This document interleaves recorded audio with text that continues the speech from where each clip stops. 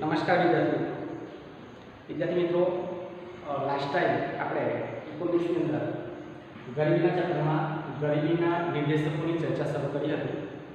ગરીબીના જે મુખ્ય બે નિર્દેશકો છે નીચો માટેની વપરાશી ખર્ચ અને નીચો નિર્દેશક કુપોષણનો એની ચર્ચા આપણે લાસ્ટ વિડિયોમાં પૂરી કરી છે।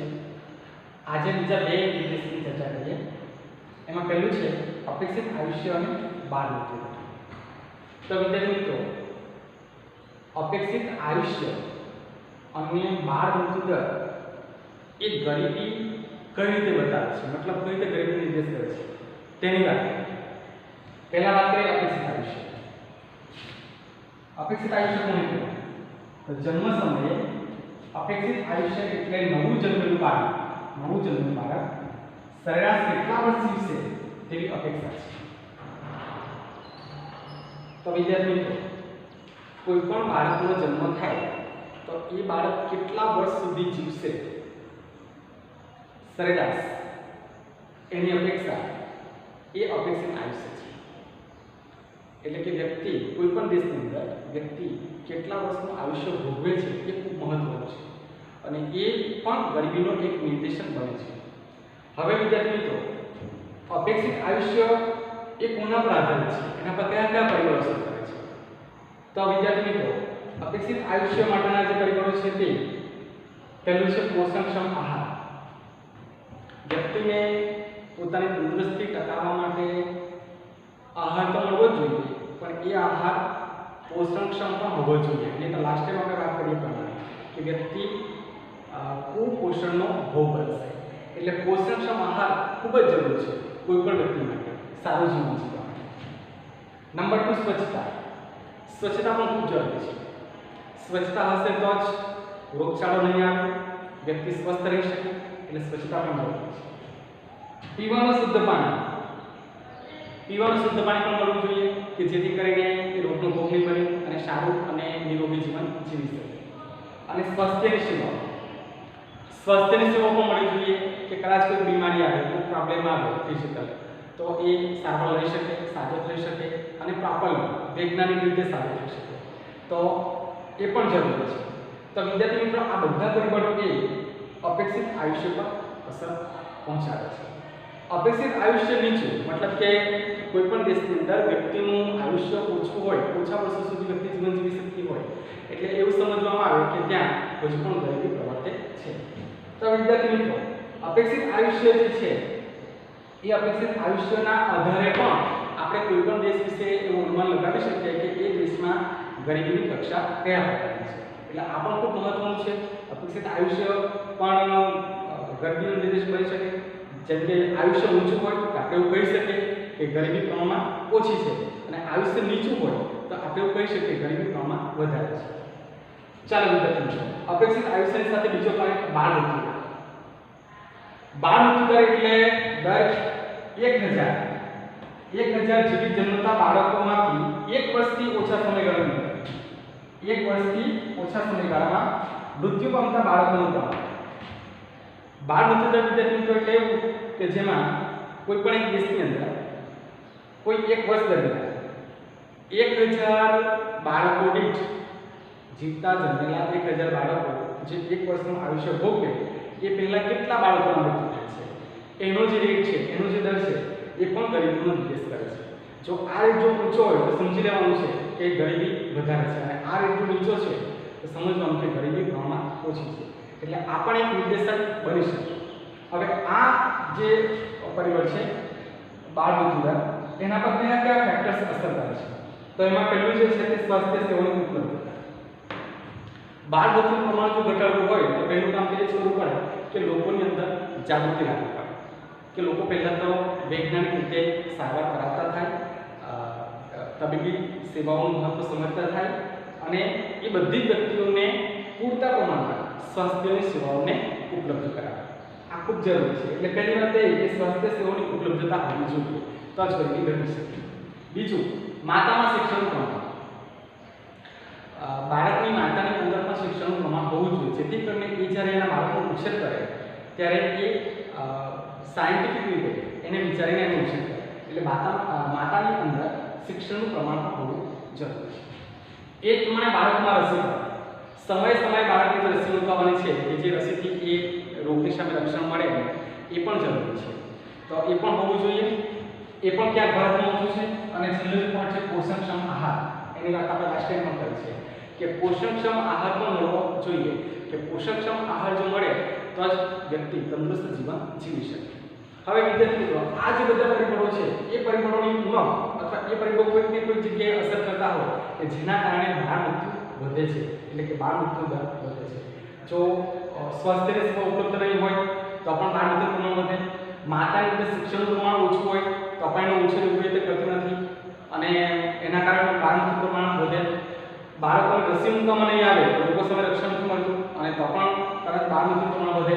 અને પોષણક્ષમ આહાર નહીં મળે તો એના કારણે પ્રમાણ વધે બાળ મૃત્યુનું. અને એ જો પ્રમાણ વધે તો એ પણ ગરીબીનો નિર્દેશક બની જાય છે, કારણ કે આ બધા પરિબળો એવા છે કે છેલ્લે એ બાળકના મૃત્યુ પર અસર કરે અને 1000 બાળકોએ એક વર્ષની અંદર કેટલા બાળકો જીવે છે, બરાબર છે, એ જોવામાં આવે. અને કેટલા બાળકોનું મૃત્યુ થયું, જેટલા બાળકોનું મૃત્યુ થયું એ કહેવાશે બાળ મૃત્યુ દર. અને એ બાળ મૃત્યુ દરના આધારે આપણે એવું કહી શકીએ કે એ દેશ ગરીબીમાં છે. તો વિદ્યાર્થી મિત્રો, અહીંયા પણ આપણે આંકડાકીય માહિતી લીધી છે. તમારા વિદ્યાર્થી મિત્રો બધા જ ટોપિકમાં આંકડાકીય માહિતી યાદ રાખવાની છે, એટલે થોડું શાંતિથી અને ધ્યાનથી કામ કરજો કે જેથી બરાબર યાદ રહે.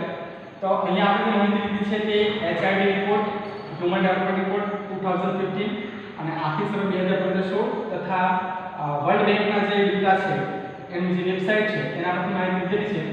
તો કે પહેલો દેશ છે નોર્વે. નોર્વેની અંદર અપેક્ષિત આયુષ્ય વર્ષ 2014 ની અંદર 81.16 વર્ષ હતું. અમેરિકામાં 79.1 વર્ષ, શ્રીલંકામાં 74.9 વર્ષ, ચીનમાં 75.8 વર્ષ અને ભારતમાં 66.0. તો વિદ્યાર્થી મિત્રો, અપેક્ષિત આયુષ્યના આ જે આંકડા છે વર્ષ 2014 એ આંકડા એ બતાવે છે કે નોર્વેની અંદર વ્યક્તિ 81 વર્ષ સુધીનું સરેરાશ આયુષ્ય ભોગવે છે. 81.6 એટલે 82 વર્ષ જેવું ગણો તો ચાલે. 81-82 વર્ષનું આયુષ્ય ભોગવે છે. અમેરિકામાં પણ લગભગ 79 વર્ષનું જેવું ભોગવે છે. શ્રીલંકામાં પણ 74 વર્ષનું આયુષ્ય ભોગવે છે. ચીનમાં પણ 75 વર્ષનું આયુષ્ય ભોગવે છે, જ્યારે ભારતમાં 65 વર્ષનું આયુષ્ય ભોગવે છે. સરેરાશ વ્યક્તિગત આયુષ્ય 65 વર્ષ છે. તો આ જે આંકડા છે એ આંકડા પરથી આપણે એક વાત સાબિત થાય છે કે નોર્વે, અમેરિકા, શ્રીલંકા અને ચીન કરતાં ભારત દેશના લોકોનું સરેરાશ આયુષ્ય ઓછું છે. અને આયુષ્ય ઓછું છે એટલા માટે એવું કહી શકાય કે ભારતમાં ગરીબી હજુ પણ વધુ પ્રમાણમાં છે. એટલે આપણે ગરીબીનો નિર્દેશન કરે છે ઓછું આયુષ્ય એ પણ. ચાલો વિદ્યાર્થી મિત્રો, એ પ્રમાણે બાળ મૃત્યુદરની વાત કરી લઈએ તો નોર્વેમાં બાળ મૃત્યુદર માત્ર 2 બાળકો છે. 2 બાળકો વર્ષ 2014માં 2 બાળકો મૃત્યુ થયું છે.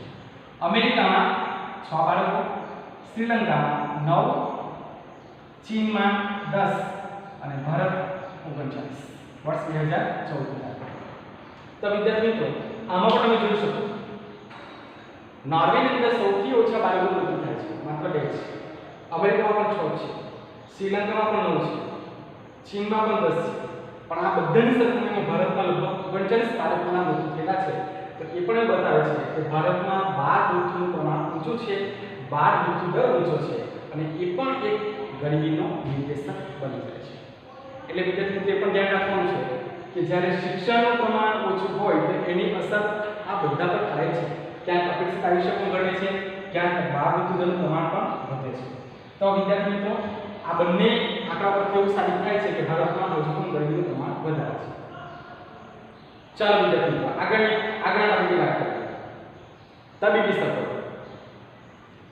તબીબી સગવડો વિશે તમને ખબર છે, આરોગ્ય વિષયક સેવાઓ ખૂબ જ મહત્વની છે, કોઈ પણ વ્યક્તિ માટે જરૂરી છે. અત્યારની જે વાત કરીએ વિદ્યાર્થી મિત્રો, તો આપણા માટે આરોગ્ય વિષયક સેવાઓ અનિવાર્ય બની ચૂકી છે. કોરોનાની મહામારીને કારણે આજે તો સ્થિતિ એવી છે કે ભારતની અંદર પણ ડોક્ટરોની અછત થવા માંડી છે. ચાલો વિદ્યાર્થી મિત્રો, પહેલો પોઈન્ટ જોઈએ તબીબી સગવડોમાં ડોક્ટરો, નર્સ, કમ્પાઉન્ડરની અછત. પહેલો પોઈન્ટ એ છે કે જ્યારે તબીબી સેવાઓમાં ડોક્ટર્સ, નર્સ અને કમ્પાઉન્ડરની અછત સર્જાવા માંડે તો સમજી લેવાનું કે ત્યાં તબીબી સેવાઓનું પ્રમાણ ઓછું થવા માંડ્યું છે. નંબર 2, બીજી વાત કરીએ, ભારતમાં આંતરરાષ્ટ્રીય તુલનાએ તબીબી સગવડોની અછત છે. તબીબી સગવડો અને ડોક્ટર્સ બંનેની અછત છે ભારતની અંદર. એટલે એ રીતે પણ આપણે ગરીબીમાં દેશો કહીએ તો ચાલે. ત્રીજા પોઈન્ટની વાત કરીએ, વિકસતા દેશોમાં દર 6000 ની વસ્તી માટે એક ડોક્ટર છે, જ્યારે વિકસિત દેશોમાં દર 350 ની વસ્તી માટે એક ડોક્ટર છે. વિકસતા દેશો એટલે ડેવલપિંગ કન્ટ્રી, એમાં આપણો દેશ પણ આવી જાય અંદર. તો એમાં લગભગ 6000 ની વસ્તી માટે એક ડોક્ટર છે, જ્યારે વિકસિત દેશમાં 350 ની વસ્તી એક ડોક્ટર હાજર છે. એટલે કે ત્યાં આરોગ્યની સેવાઓ વધી સારી છે. હવે અહીંયા આપણે એ વાત કરીએ કે આરોગ્યની સેવાઓને ગરીબી સાથે શું લેવા દેવા? તો કે આરોગ્યની સેવાઓને પણ ગરીબી સાથે લેવા દેવા છે. કારણ કે આરોગ્યની સેવાઓ બરાબર નથી મળતી, એના કારણે વ્યક્તિને સારો ખોરાક પણ નથી મળતો, એની રોગ પ્રતિકારક શક્તિ પણ ઓછી છે અને એ સારું જીવન જીવી નથી શકતો. સારું જીવન કેમ જીવી નથી શકતો? કારણ કે એની પાસે કોઈ આવક નથી, એટલા પૈસા નથી, અને એટલા માટે એ ગરીબીને નિર્દેશ કરે છે. એ પ્રમાણે બીજી વાત કરીએ, વિકસતા દેશોમાં દર વર્ષે લગભગ 1.7 કરોડ લોકો ડાયરિયા, મેલેરિયા, ક્ષય જેવા રોગોથી મૃત્યુ પામે છે. એટલે આપણે નિર્દેશક બની જાય છે કે વિકસતા દેશોમાં લગભગ આટલા લોકો તો આના કારણે મૃત્યુ પામે છે, અલગ અલગ પ્રકારના રોગના કારણે મૃત્યુ પામે છે. અને દુનિયામાં લગભગ 2.3 કરોડ લોકો તો એડ્સના ભોગ બન્યા છે, અને એમાંથી 90% વિકસતા દેશોમાં છે, અને એમાંથી ઘણા બધા લોકોના મૃત્યુ થયા છે. તો તબીબી સેવાઓ વધારે નથી, તબીબી સેવાઓની અછત છે, ડોક્ટર્સની અછત છે, આ પણ ગરીબીનું એક નિર્દેશક છે. અને એના કારણે પણ ક્યાંક ને ક્યાંક ભારતમાં ગરીબીનું પ્રમાણ વધેલું છે. તો વિદ્યાર્થી મિત્રો, આજના વિડીયોમાં આપણે આ 2 પોઈન્ટ જોયા, એક આયુષ્યના બાળમૃત્યુ દર અને બીજું તબીબી સગવડો. હજુ પણ બીજા ઘણા બધા નિર્દેશકોની ચર્ચા આપણે કરવાના છે, તો નેક્સ્ટ વિડીયોમાં એની પણ ચર્ચા કરીશું. હાલમાં તમારે આટલા જે 4 પોઈન્ટ્સ છે જે ચાલી ગયા છે એ ધ્યાનથી તમારે યાદ રાખવાના રહેશે. તો આજે અમે અટકીએ છીએ. આવતા વિડીયોમાં આપણે નવા નિર્દેશકની ચર્ચા શરૂ કરીશું. Thank you very much.